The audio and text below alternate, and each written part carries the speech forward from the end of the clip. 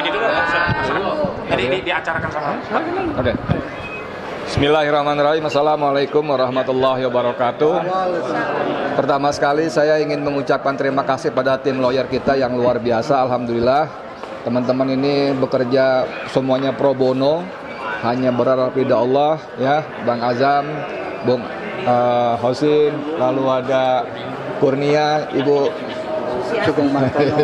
dan yang lain-lainnya, luar biasa semuanya. Kita nggak bisa bayar, Allah yang akan membayar semuanya, insya Allah ya, dengan balasan yang lebih baik, lebih banyak lagi, amin. Kemudian seperti dikatakan oleh Bung Hosinuddin tadi, memang situasinya dari awal kita dari prinsipal dan penggugat memang sudah, ada kutip kalau istilah saya, mohon maaf kalau nggak pas, patah arang ya, patah arang karena memang tidak ada kata damai dengan para perampas, para penjahat perampas tanah rakyat ya.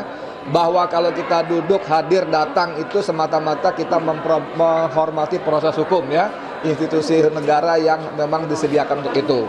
Permohonan nomor berapa tadi gitu ya. Cuman tadi gini loh, ini memang tadi Bung Ahmad di dalam juga sudah menekankan, mengutip Perma itu mengatakan, menegaskan bahwa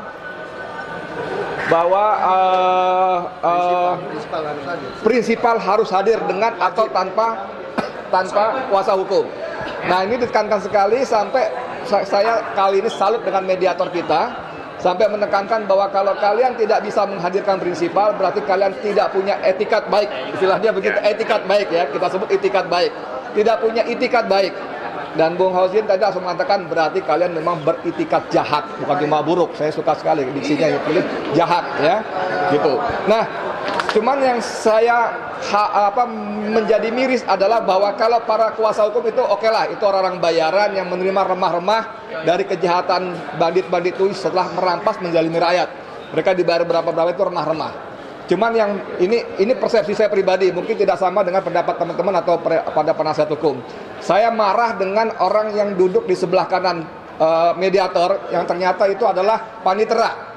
Ketika bahkan mediator mengatakan kami akan membuat surat panggilan pada prinsipal yang tidak datang, ya. Orang sebelah ini bolak-balik mengatakan, oh jadi tidak perlu dipanggil ya? Tidak perlu dipanggil ya? Sampai saya kesel banget. Oh ternyata memang aguan sudah membayar semua lini termasuk di pengadilan-pengadilan. Saya menduga sangat kuat sang panitera tadi atau wakil panitera tadi adalah orang yang dibayar. Sehingga dia berkali-kali mengatakan tidak perlu dipanggil ya? Tidak perlu dipanggil ya?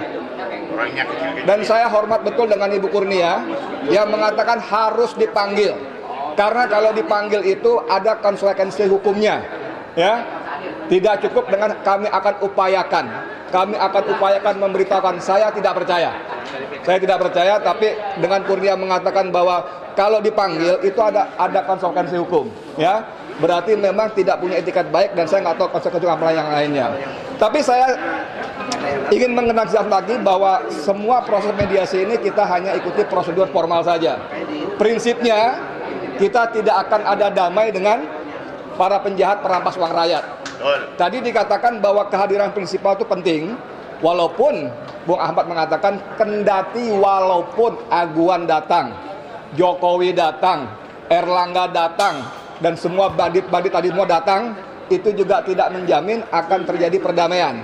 Karena tuntutan kita jelas, mereka minta maaf, mereka membayar denda 5.516,2 triliun. 5.500. Oh itu 5.000 kasus yang sebelah. Iya.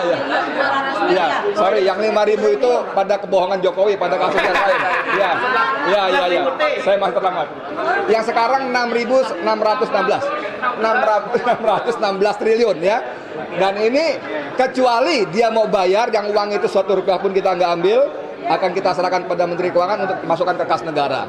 Itu pun dengan ada beberapa syarat lain, dan itu kita hampir pasti mereka pasti tidak mau. Jadi kita gini teman-teman sekalian, kita tetap memilih opsi masuk ke persidangan.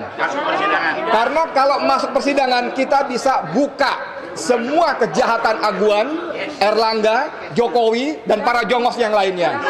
Bagaimana tadi disebut tadi, bagaimana mereka merampas tanah rakyat, ya, menguruk sawah, sungai, tambak, dan sebagainya. mereka merampas aset-aset negara dengan proses yang tidak jelas. Bagaimana mereka membayar di BPN segala macam sehingga terbit SGB, SHM segala macamnya. Itu semua akan kita buka di pengadilan. Makanya tadi kita minta teman-teman kita semua berdoa, semoga Allah memberikan kita kelancaran, kebaikan, kemenangan, dan ridho dalam membela teman-teman saudara kita di Banten. Terima kasih. Assalamualaikum warahmatullahi wabarakatuh.